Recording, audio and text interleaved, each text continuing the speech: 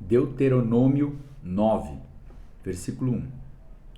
Ouve, ó Israel, hoje deves passar o Jordão para possuíres nações maiores e mais poderosas do que tu, cidades grandes e muradas até o céu. Um povo grande e alto, e os filhos dos Anaquins, e a quem conheces, de quem ouvistes falar.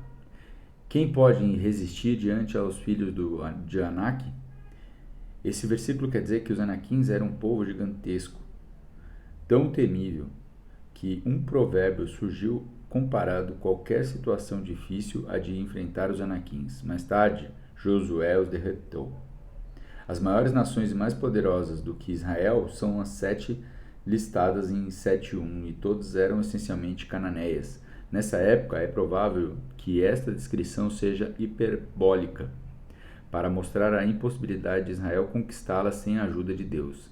Ela também lembra os relatórios dos espias, que 40 anos antes tinham contado que as cidades de Canaã eram grandes e fortificadas e o povo era gigantesco. Josué e Caleb tinham dito que, mesmo assim, Israel poderia prevalecer porque o Senhor estaria com eles. Versículo 3. Entendemos, portanto, neste dia, que o Senhor teu Deus é aquele que vai adiante de ti, como um fogo consumidor. Ele os destruirá e fará com que caiam diante de tua face. Assim, tu os expulsarás e destruirás rapidamente, como o Senhor te ordenou. Não fales no teu coração, depois que o Senhor teu Deus os tiver lançado fora diante de ti, dizendo: pela minha justiça o Senhor me trouxe para possuir esta terra. Mas pela iniquidade destas nações, o Senhor os expulsou de diante de ti. Esses versículos quer dizer que a descrição de Deus como fogo consumidor reflete não somente sua presença aterradora, mas também seu papel como guerreiro que conduz suas hostes em uma guerra santa. Por vezes, Deus salva os seus por causa da justiça deles, e outras vezes condena os seus inimigos por causa da iniquidade deles. É importante conhecer a diferença e compreender que, muitas vezes, aquilo que é considerado uma recompensa pela justiça pessoal pode ser a resposta de Deus à injustiça de outras pessoas. Versículo 5. Não é pela justiça nem pela retidão do teu coração que vais possuir a terra, mas pela iniquidade das nações. O Senhor teu Deus as expulsa diante de ti, e para que ele possa realizar a obra que o Senhor jurou a teus pais, Abraão, Isaque e Jacó. Entende, portanto, que não é pela justiça que o Senhor teu Deus te dá esta boa terra para possuí-la, pois tu és um povo obstinado.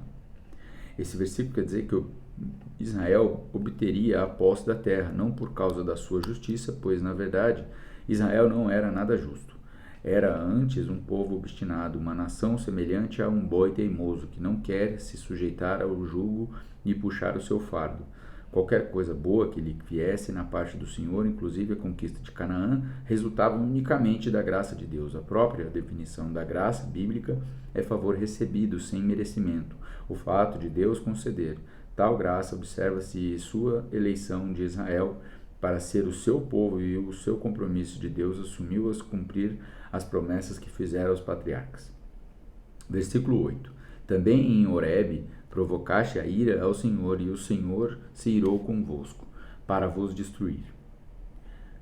Esse versículo quer dizer que a provocação em Horebe diz respeito à confecção de um bezerro de ouro por Arão e grande parte do povo, enquanto Moisés recebia os 10 mandamentos.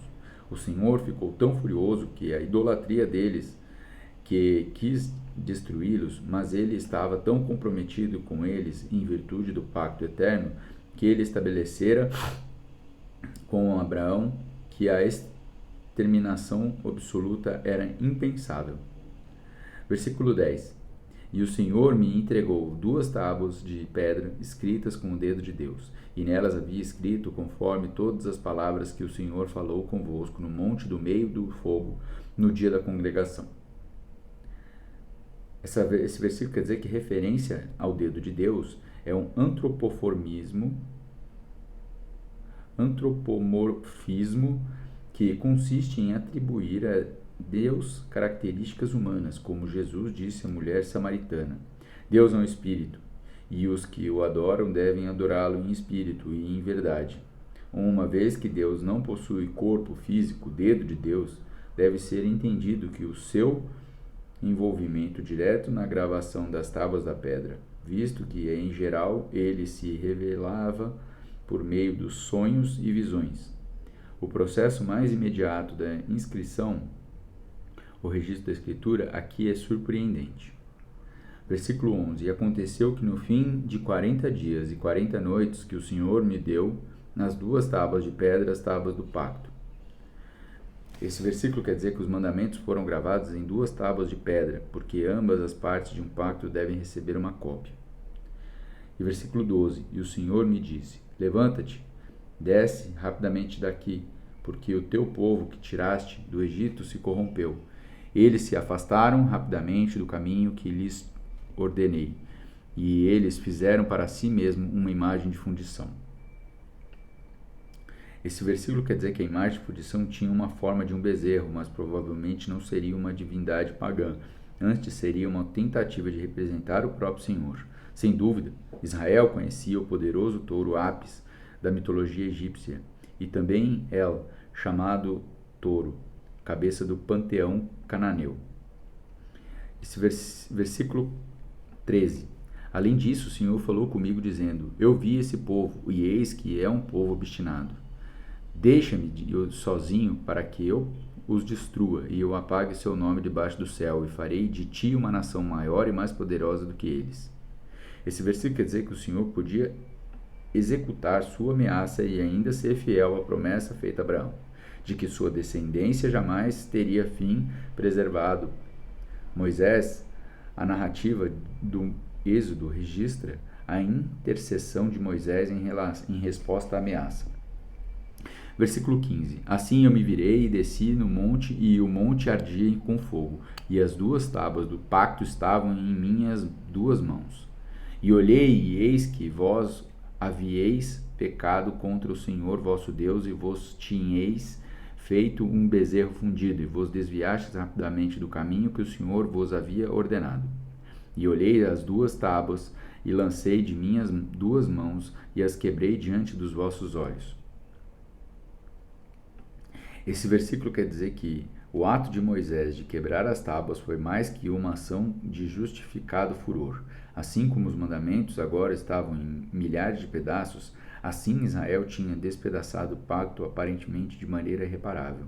Ele também antecipava o estilhaçamento da imagem do bezerro para representar a remoção da idolatria da nação. Versículo 18. E caí diante do Senhor como nos primeiros 40 dias e 40 noites. Não comi pão, nem bebi água, por causa de todos os vossos pecados que pecastes, agindo impiamente aos olhos do Senhor, para provocá-lo à ira. Versículo 19. Porque tive medo por causa da ira e do grande desprazer com que o Senhor se acendeu contra vós, e para vos destruir. Mas também neste tempo o Senhor me ouviu. Esse versículo quer dizer que o reconhecimento de Moisés de que o Senhor o ouviu e desviou sua pretendida ira ensina não somente que Moisés era um fiel advogado, mas que Deus ouve as orações daqueles que sinceramente intercedem junto a ele por outras pessoas. Versículo 20. E o Senhor se irou com Arão para destruí-lo, e ao mesmo tempo orei por Arão. E tomei o vosso pecado e o bezerro que havíeis feito, e o queimei com o fogo, e o pisei, e o mói em pedaços muito pequenos, até que ficaram pequenos como pó, e lancei o seu pó no ribeiro que descia no monte. Esse versículo quer dizer que o descarte do vosso pecado, bezerro, revelava a impotência dos ídolos, dramatizava a maneira como se devia tratar qualquer coisa que competisse com a adoração a Deus verdadeiro. O exemplo de Moisés se repetiria muitas vezes na história de Israel. Versículo 22. E em Taberá, e em Massá, e em Quibrote Hatavá, provocastes a ira do Senhor. Do mesmo modo, quando o Senhor vos enviou de Cades Barneia, dizendo: Ide possuí a terra que vos dei, então vos rebelastes contra o mandamento do Senhor vosso Deus, e não crestes nele, nem ouviste sua voz. Fostes rebeldes contra o Senhor desde o dia em que conheci.